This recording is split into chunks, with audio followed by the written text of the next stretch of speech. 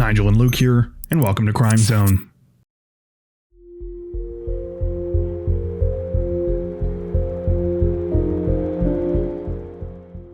A police chase through downtown Los Angeles ended in shock and horror this week when a suspected car thief was struck and killed by passing vehicles on live television after making a desperate and ill-considered maneuver.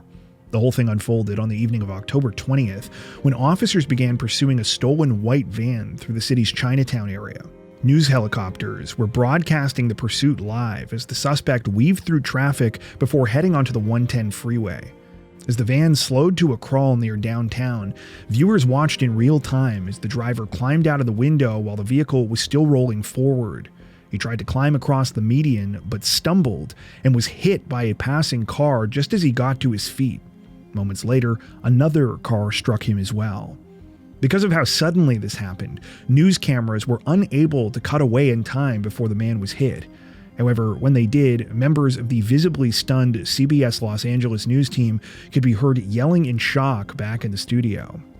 After sitting there momentarily in stunned silence, one of the anchors stated, quote, "We just saw the person who was being pursued get out of their car and actually get hit by another speeding car." Paramedics from the Los Angeles Fire Department arrived within minutes, but by the time they reached the scene, the suspect was dead. His body was later covered with a white sheet in the middle of the freeway as police shut down both directions of traffic for nearly 6 hours.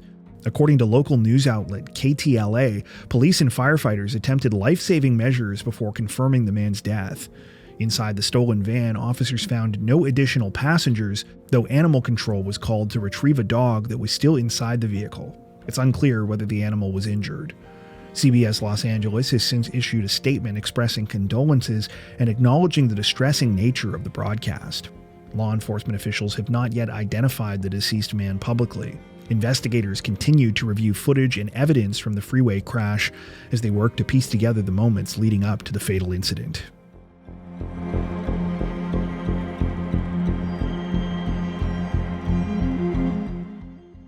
A Florida Uber Eats driver is facing child neglect charges after police say his young autistic son was found wandering naked on an interstate entrance ramp while he continued making deliveries to protect his customer rating. The shocking incident unfolded around 11 p.m. on Thursday, October 16th, when two bystanders spotted a small child running dangerously close to the traffic lanes of Interstate 4 in the city of Altamonte Springs near Orlando.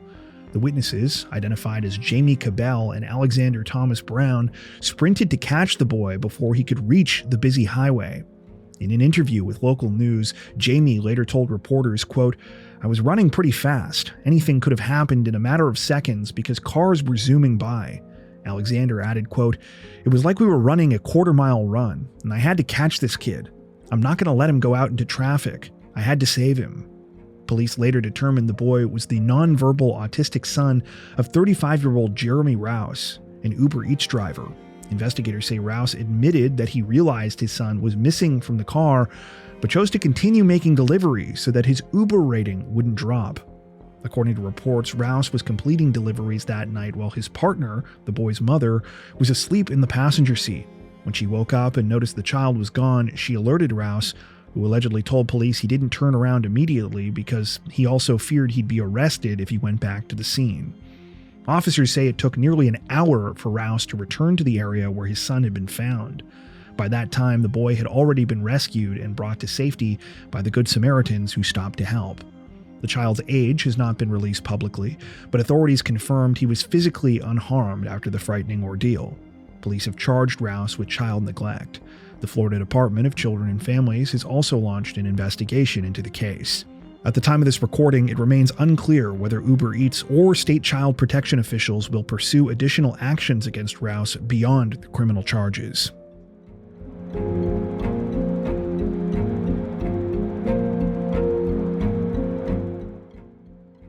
An Alabama high school cheerleader who dreamed of becoming a nurse has tragically died this week, days after being shot while attending a bonfire party in a wooded area outside Birmingham.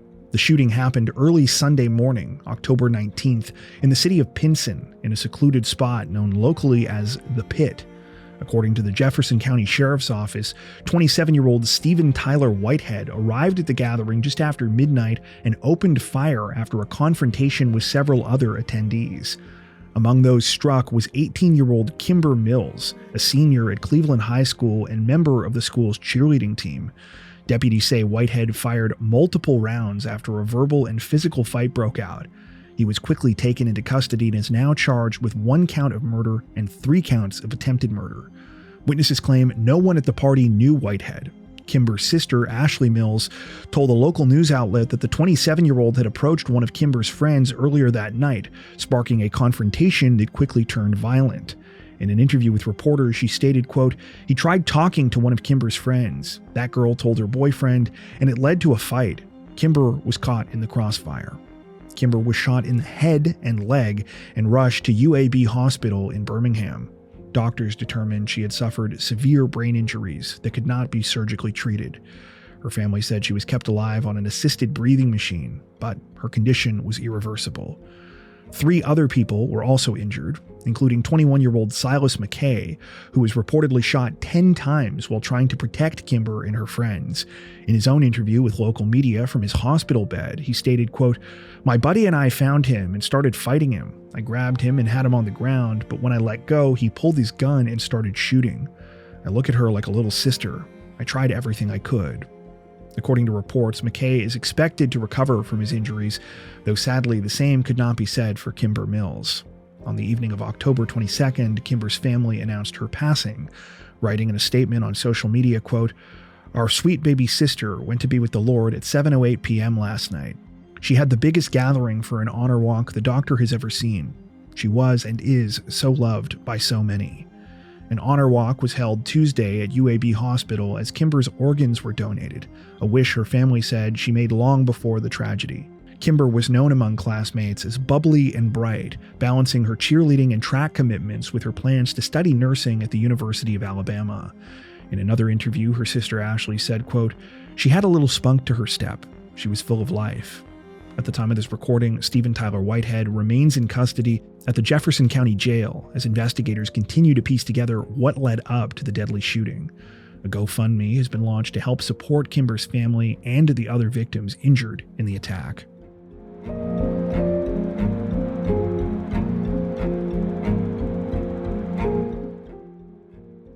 A 21-year-old Philadelphia man already charged with kidnapping a local beauty queen is now facing murder charges as well, after her body was found buried behind an abandoned school nearly 2 weeks after she disappeared.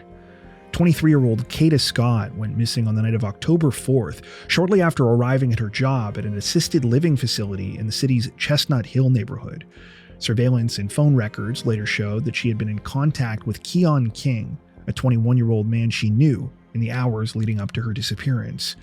Authorities say Kata and King exchanged text messages on the day she vanished, including one where she jokingly texted, quote, "Kidnap me again," to which King allegedly responded with plans to meet later that night. Around 10:15 p.m., the two were seen together outside the facility where Kata worked. A coworker recalled hearing her say, quote, "I can't believe you're calling me about this," before she walked toward a dark SUV and disappeared. Kata's phone went offline soon after, while King's phone was later tracked making multiple trips between a residence on Belmar Terrace and an area around Ada H. Lewis Middle School in East Germantown. On October 18th, investigators discovered Kata's body buried in a shallow grave behind the shuttered middle school. The medical examiner confirmed she had died from a gunshot wound to the head, ruling her death a homicide.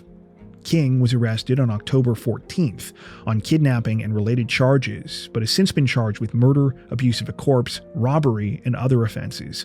Prosecutors revealed that evidence recovered from King's residence included contractor bags, latex gloves, ammunition, a hammer, and multiple cell phones.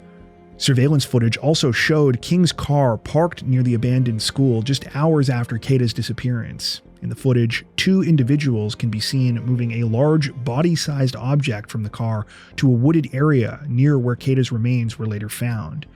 As a result, police say they believe King may have had help disposing of the body, though so far no other arrests have been made.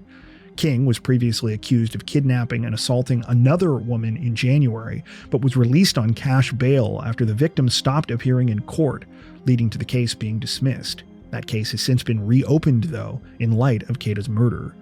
According to loved ones, Kata had competed in the Miss Pennsylvania USA pageant earlier this year, representing Philadelphia Township, and was described by family and friends as a driven and kind young woman with a bright future. The Philadelphia District Attorney's Office confirmed that it continues to work closely with Kata's family as the case proceeds. King remains in custody and is scheduled to appear in court on November 10th.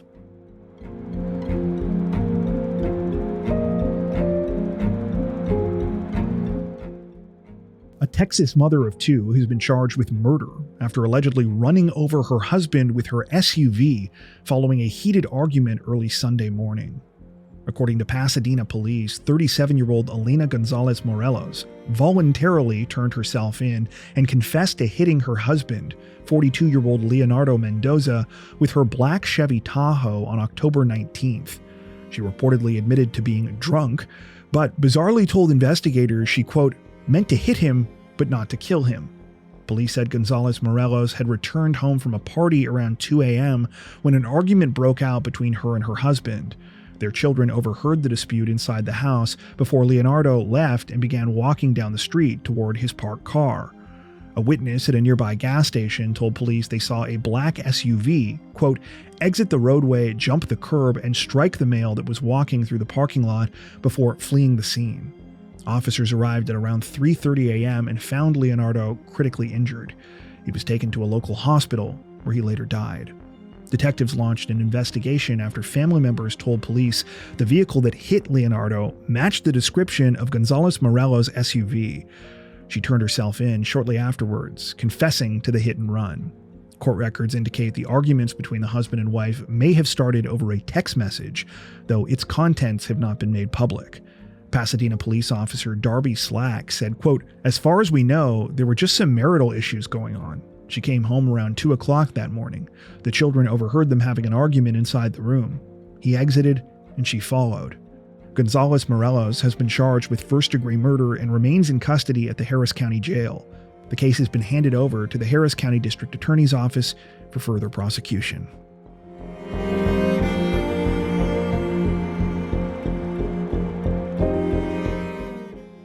Authorities in Westchester County, New York, say that several police officers have been suspended from duty this week following a dangerous and embarrassing incident where a shooting was allowed to happen aboard a prison transport van after a suspect smuggled a gun in his butt. The whole thing took place on October 16th when 32-year-old Luis Soto, a Bronx resident, was being transported by Mount Vernon police. Authorities say Soto managed to conceal a .22 caliber revolver in his butt, evading detection during his arrest and intake. While inside the van with several other prisoners, Soto reportedly pulled out the weapon and fired a single shot, hitting another inmate in the leg. Police immediately returned the van to headquarters, where all detainees were searched. Officers recovered the revolver from Soto, along with a quantity of crack cocaine. According to a statement from the Mount Vernon Police Department, quote, a properly conducted frisk or authorized strip search should have revealed the weapon.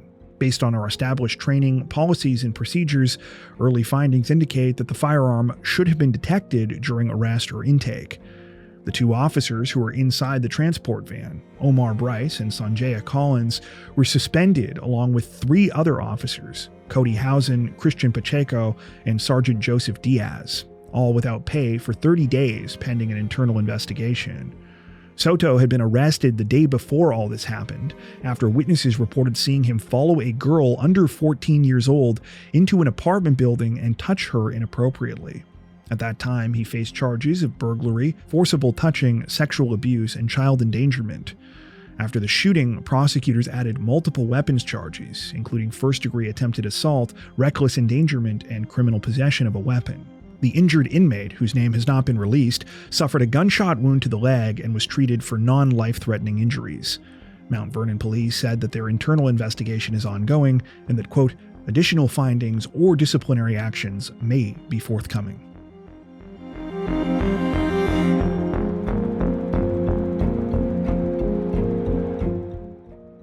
Authorities in Georgia say that a potential mass shooting was averted last week when police arrested a man allegedly planning to open fire inside the Atlanta International Airport, one of the busiest travel hubs in the world. Authorities say 49-year-old Billy Joe Cagle arrived at the airport's south terminal just before 9:30 a.m. and was seen on security footage scanning the area near the TSA checkpoint. Officers believe he was walking back toward his vehicle to retrieve a weapon when they intercepted him at 9:54 and took him into custody without incident. Cagle, a convicted felon, was charged with making terroristic threats, possession of a firearm during the commission of a felony, attempted aggravated assault, and possession of a firearm by a convicted felon. The incident began when Cagle reportedly went live on social media from his home in Cartersville, Georgia, announcing his intention to shoot up the airport. The 49-year-old allegedly repeated the threat in 2 subsequent FaceTime calls with family members while on his way to the crime scene, telling one of them, quote, "I'm at the airport and I'm going to go rat-a-tat-tat." Those family members immediately contacted local police, who alerted Atlanta authorities with Cagle's photo, vehicle description, and destination. When officers located Cagle, he was unarmed, but during a search of his Chevy flatbed pickup in the airport's parking area, police found a rifle loaded with 27 rounds in the back seat. Video footage showed officers using 2 sets of handcuffs to restrain the 6'3", 320-pound suspect, who shouted as he was being taken into custody. Atlanta Mayor Andre Dickens praised Cagle's relatives and law enforcement for acting quickly, saying, quote, 27 or more lives could have been lost today.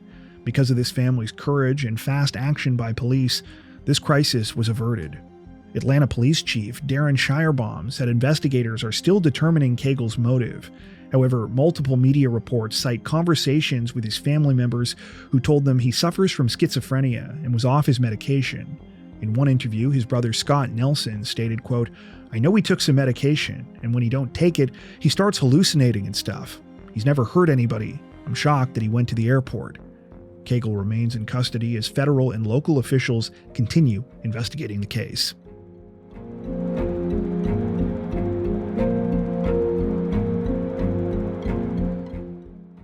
Disturbing new information has been released in a New Jersey double hit-and-run case this week, nearly a month after a 17-year-old boy was accused of deliberately striking and killing 2 teenage girls. Late on the afternoon of Monday, September 29th, 17-year-old friends Maria Niotis and Isabella Salas were riding electric bikes in Cranford Township. They were riding along a section of Burnside Avenue, a 25-mile-per-hour residential road, when suddenly they were struck by a black Jeep Compass. That vehicle was allegedly being driven by 17-year-old Vincent Badaloro, who at the time was traveling at least 70 miles per hour. After being hit, Maria and Isabella were rushed to a local hospital, where sadly they were both pronounced dead. According to police, Badaloro fled on foot after deliberately crashing the Jeep. He was detained shortly afterwards for questioning, but was released pending further investigation.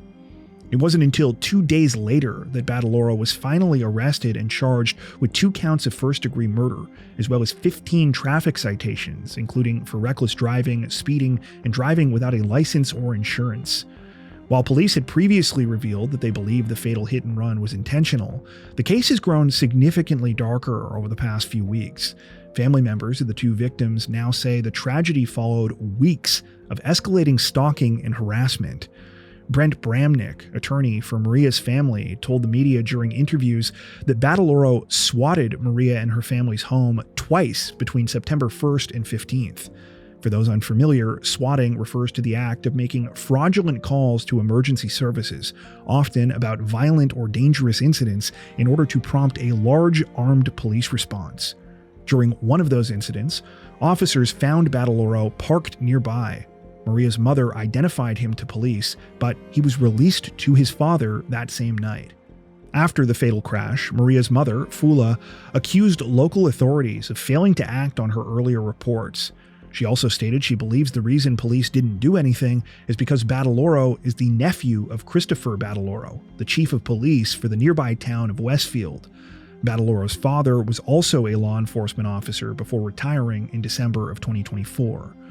In an interview, Fula said she believes the 17-year-old thought he was untouchable, stating, quote, "They should have done a lot. They didn't do anything to help my baby. I just want justice for Maria and Isabella. The case has drawn even more attention because just hours after the alleged double murder, Badaloro reportedly took to his YouTube channel where he discussed the case as well as his apparent motivations. Referring to himself as a, quote, nice kid, he claimed that he was, quote, bullied and ridiculed over false allegations, and that, quote, there's more to this story. This was far from the only time that Badaloro took to social media to elicit sympathy and claim that he is the real victim in all of this. According to reports, he recorded a series of live streams in the weeks and months leading up to the fatal hit and run, complaining about Maria and her family. In addition to allegedly stalking and harassing Maria, he also reportedly ordered pizzas to her home, live streaming that as well. Following the tragedy, Westfield Police Chief Christopher Badaloro came out to reiterate that the accused killer is his nephew, not his son. In a statement, he also added, quote, in no way do my wife, children, or I condone, defend, or excuse the actions that caused this terrible and tragic loss of life. I demand full accountability and justice. While the charges against Badaloro are quite serious, many remain outraged that this case has yet to be moved from the juvenile system to adult court.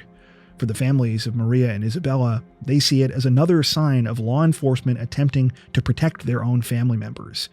At the time of this recording, the circumstances surrounding the entire incident are still under investigation. Hey there. Before you take off, we'd just like to take a second and say that we really appreciate you sticking around to the end of the video. Luke and I are so grateful for our incredible Crime Zone community, so thank you for being a part of it. If you want to help Crime Zone continue to grow, one of the easiest things you can do is leave a like on this video and consider subscribing. Be sure to hit that notification bell as well and select all notifications to stay up to date with our latest releases. If you're looking for additional ways to support the channel, there are a couple of options. We've got a thriving community over on Patreon, where you can get ad-free and early access to all of our content, as well as 4 additional stories per week for each of our Crimes of the Week and Crimes of the Week International videos. Head over to patreon.com/crimezone to learn more and to meet some of the awesome people whose names are currently on screen. If that isn't your thing, we've also now launched channel memberships so you can join directly here on YouTube. Channel members get a lot of the same perks as on Patreon, including extra content, without the added hassle of having to go off-platform. Now, that being said, we know times are tough and that not everyone is able to support financially. Regardless of your situation though, we want you to know that we truly appreciate every like, sub, share, and comment that you send our way. Once again, thanks so much, and we hope to see you soon.